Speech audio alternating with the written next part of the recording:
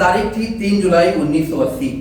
अध्यापक महेंद्र सिंह के घर एक बेटे का जन्म होता है। नाम है सोमेन। सोमेन तोमर पढ़ाई में मेधावी थे।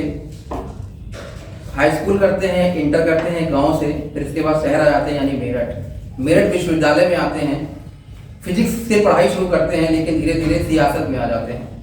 विश्वविद्यालय की राजनीति से आज वो ऊर्जा मंत्रालय के मंत्री हैं। वो एक खासी उनकी उपलब्धि है। इस उपलब्धि के बारे में उनसे जानकारी करेंगे, उनसे मिलेंगे, उनके जीवन को जानने समझने का प्रयास करेंगे। आज ऊर्जा राज्य मंत्री सोमेन तोमर जी हमारे साथ हैं। सर, न्यूज सर्किल में आपका बहुत बहुत जी बहुत बहुत धन्यवाद भाई सर। सर, 3 जुलाई 1980 एक यात्रा शुरू होती है आपकी, और आज जब पीछे मुड़ के देखते हैं मंत्री जी, तो क्या बातें हैं? देखिए, मैं एक साधारण परिवार से जी। मेरे पिताजी सीनियर सेकेंडरी स्कूल में प्रिंसिपल रहे जी। और मुझे खुशी है कि मेरे परिवार के मैक्सिमम सदस्य शिक्षा के क्षेत्र में हैं।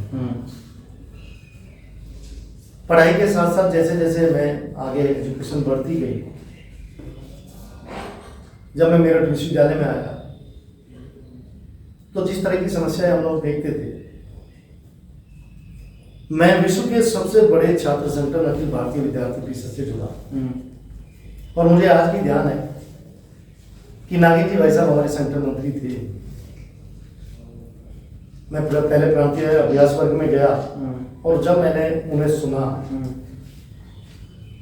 पहले से ही क्योंकि हम लोग जिस परिवार से जुड़े हुए हैं, राष्ट्रवादी विचारधारा के साथ पिताजी के संस्कार और मम्मी के संस्कार जो मिले, अखिल भारतीय विद्यार्थी परिषद में जुड़ने के बाद सेवा भाव से और क्षेत्र के लिए, देश के लिए हम लोग क्या कर सकते हैं, ये राजनीति के माध्यम से कैसे हो सकता है, मैं सबसे पहले छात्र राजनीति से जुड़ा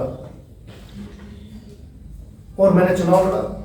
अखिल भारतीय विद्यार्थी परिषद के बैनर तले जब मैंने चुनाव लड़ा तो मुझे ये भी खुशी है बताते हुए कि बुलंदशहर से लेकर सहारनपुर तक जितना भी हमारा पैनल लड़ रहा था, सारे चुनाव हमारे ही लोग जीते जी। हमारा विद्यार्थी परिषद पैनल जीता और विद्यार्थी परिषद ने बहुत कुछ सिखाया। और विद्यार्थी परिषद के माध्यम से मैं अध्यक्ष बनने के बाद जब छात्र राजनीति पूरी होगी, क्योंकि छात्र संघ अध्यक्ष मुझे लगता है छात्र राजनीति के लिए सबसे बड़ा पद। एक सवाल जवाब और जानना चाहेंगे। जब आप हाई स्कूल इंटर में पढ़ रहे थे तो एक टीचर ने आपसे कुछ कहा था कि बेटा बहुत आगे जाओगे। वो क्या था, कौन से थे टीचर, और कभी वो मुलाकात करते हैं, मिलते हैं आप उनसे अभी? नहीं, बहुत से इस तरह के किस्से हैं। क्योंकि है क्या, पिताजी ने जो संस्कार दिए, मैं लगातार जो हमारा स्कूल था, जहाँ मैंने हाई स्कूल तक मैंने पढ़ाई की, वो गाँव के अंदर स्कूल था। खेला गाँव जी।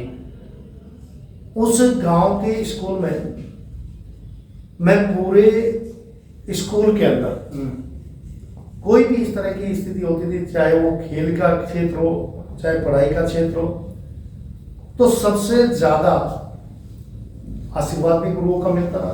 पार्टिसिपेट सबसे ज्यादा करते थे? मैं पार्टिसिपेट भी करता था। और एक बार बड़ा अजीब वो है कि हमारे मैथमेटिक्स पढ़ाते थे अंगणित जी, गुरु जी थे सेवग्राम जी। उन्होंने कहा कि जो 50 में से 50 नंबर लेकर आएगा, उस समय चेल पार्क का पेन चलता था जी, कि उसे पेन दूंगा। अब नंबर तो 50 में से 50 आ गए, लेकिन गुरुजी भूल गए पेन देना। तो गुरुजी जब मुझे मिले, मैं उनके सामने जाऊं, गुरुजी कुछ कहे ना, मैंने गुरुजी आपने घोषणा की थी कि पेन देना, वो पेन नहीं मिला आप तो वो बहुत लगाव करते थे, क्योंकि पिताजी प्रिंसिपल थे हमारे दिल्ली, तो आपस में जानते थे। लेकिन मुझे खुशी है कि मैं लगातार अपनी जो भी क्लास होती थी उसका मॉनिटर रहा। एक बात और समझना चाहेंगे, क्योंकि जब आप कल्चरल एक्टिविटी में पार्टिसिपेट करते हैं, स्पोर्ट में पार्टिसिपेट करते हैं, तो बच्चे बहुत ज्यादा आर्ट में जाते हैं। आप साइंस में आए, साइंस का बच्चा गंभीर माना जाता है, आप गंभीर नहीं थे। देखिए, जब साइंस की बात हम लोग करें तो साइंस का स्टूडेंट एक अलग सोच होती है उनके बारे जी। और मुझे तो ये भी खुशी है बताते हुए कि चाहे रज्जू भैया जी हों, चाहे मुरली मनोहर जोशी जी हों, चाहे माननीय राजनाथ सिंह जी हों, ये सभी फिजिक्स के हैं। और फिजिक्स और जब साइंस की बात हो तो साइंस के लोग जिस क्षेत्र में जाएंगे उनकी सोच कुछ अलग ही करने की होती है। हम लोग जब विश्वविद्यालय के अंदर आए तो जब विद्यार्थी परिषद से जुड़े, धीरे धीरे उस क्षेत्र में जैसे जैसे समस्याएं देखते थे तो छात्रों से जुड़ते चले गए। लेकिन उसके बाद मैं युवा मोर्चा में लगभग 14 साल तक मैंने काम किया। जी, एक चीज़ और समझना चाहेंगे, जब आप फिजिक्स की बात करते हैं तो जब आप 12th कर रहे थे और जब आप बीएससी कर रहे थे तो कौन सा प्रैक्टिकल करना सबसे ज़्यादा अच्छा लगता है? क्योंकि आपके आदमी का अपना सब्जेक्ट होता है कि यार ये प्रैक्टिकल हम यही बनेंगे और ये बनाएंगे। देखिए हम लोग, क्योंकि जहाँ हम लोग पढ़ रहे थे इतने संसाधन नहीं थे। बीएससी में जब आप आ गए, बीएससी में हम लोग आए तो मैंने तो फिर लास्ट में जैसे जैसे अलग अलग, चाहे हम लोग लाइट्स पे जितने होते थे हम वो सारे उन एक्सपेरिमेंट्स करना है। इसके अलावा अलग अलग, जैसे मैं मटेरियल साइंस की तरफ मेरा ज़्यादा झुकाव था, तो सॉलिड स्टेट के जितने अपने होते थे उस पर भी हम लोगों ने काम किया। और टीपी शर्मा जी, जब मैं एमएससी में आया तो टीपी शर्मा जी थे, वो मटेरियल साइंस के वर्ल्ड फेम के और उनका बहुत ज़्यादा कुछ सीखने को हमें उनसे मिला। फिर प्रोफेसर वीरपाल जी थे, वो सभी जितने भी हमारे वरिष्ठ लोग थे उनके माध्यम से बहुत कुछ सीखने को मिला है।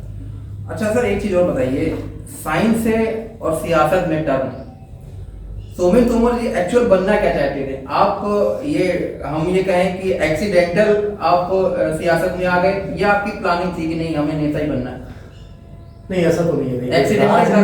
राजनीति में तो पूरे परिवार छोड़िए, कहीं रिलेशन में भी कोई राजनीति नहीं है, एक्सीडेंटल टर्म हुआ ना ये। लेकिन मैंने क्योंकि शुरुआत से ही एजुकेशन के क्षेत्र में अपने परिवार को देखा, तो मेरा मन भी यही था कि मुझे टीचिंग लाइन में जाना। लेकिन टीचिंग लाइन में यदि नहीं तो मैं फिर स्पोर्ट्स में मेरा मन था कि मैं एक अच्छा खिलाड़ी बनूं। किसमें? देखिए खेल के क्षेत्र में तो आप हॉकी भी खेल लेते हैं। मैंने खेल के क्षेत्र में तो मैं ये कह सकता हूँ कि हम लोगों ने विश्वविद्यालय स्तर पर 8 ऐसे गेम्स थे जिनमें मैं नंबर 1 पर रहा।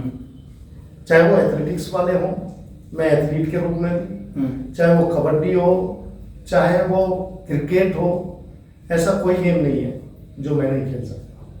पसंद कौन सा है आपको? देखिए क्रिकेट और बैडमिंटन ज़्यादा है। क्रिकेट आप ज़्यादा खेलते हैं और खासतौर पे सामने वाली पार्टी को हराने मैन ऑफ द मैच आप ही रहते हैं। देखिए प्रयास यही है, मैं जो भी खेल खेलता हूँ उसमें जीतने के लिए खेलता हूँ। सियासी खेल भी? मैंने कहा जो भी खेल खेलता हूँ। सियासी एक खेल नहीं है। सियासत तो एक, देखिए हम लोगों ने जिस विचारधारा में काम किया, एक सेवा के रूप में हम लोग पार्टी जो अवसर देती है उसे ईमानदारी के साथ करें, यही मेरा प्रयास। ठीक। सोमेन तोमर जी को ये कब लगा कि अब जो है अब हमें फिजिक्स छोड़ देनी चाहिए? पीएचडी कर लिया आपने, हम ये क्या मान लें कि हमने एक अच्छे वैज्ञानिक को या अच्छे टीचर को खो दिया है? एक मंत्री तो आप बन गए लेकिन हमने एक अच्छे टीचर को खो दिया। नहीं, ऐसा नहीं है। देखिए फिजिक्स मैंने कभी नहीं छोड़ी और ना फिजिक्स छूट सकती है। और देखिए फिजिक्स का ही तो परिणाम है कि डिपार्टमेंट जो माननीय मुख्यमंत्री जी ने दिया है वो फिजिक्स के कारण ही एनर्जी डिपार्टमेंट है। ठीक। और देखिए जो फिजिक्स का है वो फिजिक्स नहीं छोड़ सकता, फिजिक्स हमेशा रहेगी। दूसरा, जब आप जिस डिपार्टमेंट, आपकी जिस विषय में रुचि है उसी डिपार्टमेंट के आप मंत्री बन जाते हैं, एक अथॉरिटी पावर होती है आपके पास, कितना फायदा मिलता है मंत्रालय को और उस संगठन को? देखिए जो हमने पढ़ा वास्तव में उसका बहुत महत्वपूर्ण योगदान है और हम लोग का प्रयास रहता है कि ऊर्जा के क्षेत्र में हम अपने अध्ययन का सदुपयोग कर सकें। उत्तर प्रदेश के सम्मानित नागरिकों को ऊर्जा के क्षेत्र में बड़े बदलाव के साथ, नई सुविधाओं के साथ और नई टेक्नोलॉजी के साथ हम लोग उनको सेवा दे सकें, ये प्रयास माननीय मुख्यमंत्री जी के नेतृत्व में हम लोग। एक बात मंत्री जी हृदय से बताइएगा, क्वांटम मैकेनिक्स कहाँ की कठिन है, पॉलिटिक्स की कि फिजिक्स की? कठिन कहाँ की है? देखिए संभव नहीं होगा, बता दीजिएगा। देखिए पॉलिटिक्स की जो क्वांटम फिजिक्स है वो अपने आप में ही बहुत कठिन है। बहुत कठिन। देखिए पॉलिटिक्स तो अपने आप में एक बड़ी साधना है, बड़ी तपस्या है और इसमें रोज व्यक्ति कुछ ना कुछ सीखता है। विवाह के बारे में बताइएगा कि धर्मपत्नी से मुलाकात आपकी कब हुई थी? देखिए हम लोग जिस परिवार में रहते हैं और जिस संस्कृति में है, हम लोग शादी के बाद ही पत्नी से मिले और शादी भी मम्मी और पिताजी ने, परिवार ने खुद लड़की देखी, हमने उन्हीं पे छोड़ दिया कि आप देख लीजिए संस्कारों में अपने परिवार के लिए जो ठीक है। लेकिन मुझे खुशी है बताते हुए कि वास्तव में जिस तरह की हम लोग अपने पत्नी होनी चाहिए उसी तरह से उन्होंने पूरे परिवार को संभाला है। ये तो बहुत अच्छी बात। दूसरा एक सवाल जनरली आता है कि प्रेम विवाह को लेकर, प्रेम विवाह करना चाहिए। आप खुली मानसिकता के हैं, तो आप क्या जो युवा हैं, तो युवा भी हैं आप, और अखिल भारतीय विद्यार्थी परिषद से भी जुड़े रहे हैं, तो जो युवा हैं उनको क्या सीख देना चाहेंगे? देखिए, मुझे लगता है कि समय के साथ साथ बदलाव आवश्यक है, और जहाँ हमारे विचार मिलते हो, चाहे वो लव मैरिज हो चाहे अरेंज मैरिज हो, वो एक ऐसा रिश्ता है जिस रिश्ते को हम लंबे समय तक आजीवन निभा सकें, वो चाहे अरेंज मैरिज हो चाहे लव मैरिज हो। जो एक अच्छा पार्टनर हम लोगों को मिल जाए, वो किसी भी तरह से शादी की जा सके। सोमेन जी, एक चीज और बताइए, अब आप मंत्री बन गए हैं, समय रहता नहीं होगा, वही 24 घंटे इन्हीं में सब काम करना है, परिवार को कितना समय दे पाते हैं? देखिए, शुरुआत से उन्होंने ये सब कुछ देखा है। हम लोग जिस विचारधारा में है, वो मंत्री हो या ना हो, यहाँ तो कार्यकर्ता की स्थिति वही है।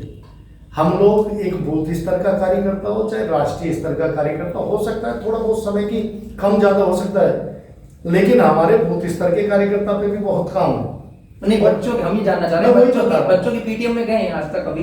देखिए, एक दो बार में गया हूँ, लेकिन जो मिसेज है हमारी धर्मपत्नी, वो हमेशा जाती है, वही परिवार को ज्यादातर वही संभाल। नहीं, पूछते तो होंगे आप बच्चों से कैसी पढ़ाई चल रही है? हाँ, वो जब भी मिलते हैं तो बात होती है, और बच्चों से लगातार उनके करियर के बारे में भी उनसे बात भी होती है, पढ़ाई के बारे में भी। ये अलग बात है कि जब भी उनकी पीटीएम आएगी, कोई ना कोई राजनीतिक कार्यक्रम या पार्टी का कार्यक्रम ऐसा जाता, तो वहां तो जा नहीं सकते।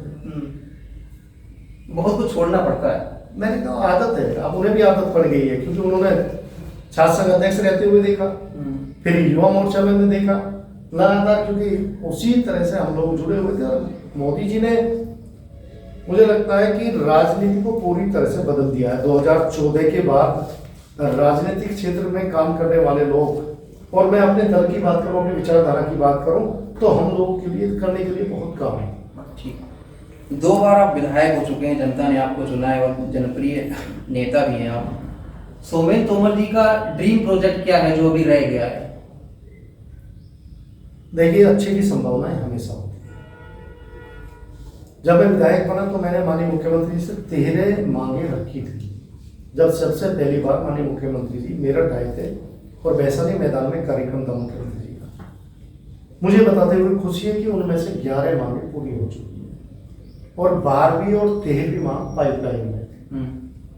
अभी बहुत कुछ करने का मांग है, तो मेरठ के लिए और प्रदेश के लिए। देखिए, 2 मांग हमारी, एक कताई मिल वाली और एक हमारा एयरपोर्ट वाला। ये 2 विषय भी पाइपलाइन है। मुझे लगता है कि 2027 से पहले पहले दोनों पे काम हो जाएगा। तो जो क्षेत्र की आवश्यकता थी, महाराज जी से मैंने जो आग्रह किया, मैंने महाराज जी को ये विशेष रूप से मैं धन्यवाद देता हूँ कि जब भी मैंने माननीय मुख्यमंत्री से जो चाहा, जो उनसे आग्रह किया, माननीय मुख्यमंत्री जी का आशीर्वाद मुझे मिला। ये काफी सवाल का जवाब और दे दीजिए, सोमेन तोमर जी हरित प्रदेश चाहते हैं क्या? देखिए, हम लोग तो पूरे देश को हरित प्रदेश बनाना चाहते हैं, पूरे देश में हम जो संकेत कर रहे हैं वो आप भी समझ रहे हैं। मैंने कहा हम लोग पूरे देश में हरित क्रांति आए, ये तो हमारा प्रयास है, और हम लोग माननीय मोदी जी के नेतृत्व में पूरे देश में किसानों के लिए काम कर रहे हैं। और जैसी देखिए, संजीव बालियान जी जो मांग कर रहे हैं, देखिए वो संजीव बालियान जी का अपना व्यक्तिगत विचार हो सकता है, लेकिन ये विषय न तो प्रदेश का है। अभी हम लोग को प्रदेश की राजनीति कर रहे हैं, केंद्र का विषय, केंद्र सरकार जैसी समय की आवश्यकता होगी केंद्र सरकार निर्णय लेगी। तो आपका बहुत बहुत आभार सोमेन तोमर जी, आपने हमें समय दिया। तो सोमेन तोमर जी से हमने वो सारे सवाल पूछे जो हो सकते थे, और हमने उनके जीवन को लेकर, उनके सियासी सफर को लेकर और उनके मंत्रालय को लेकर उन्होंने बेबाक जवाब भी दिए। फिलहाल अभी के लिए इतना ही, अगले एपिसोड में फिर किसी मुद्दे पर चर्चा करेंगे।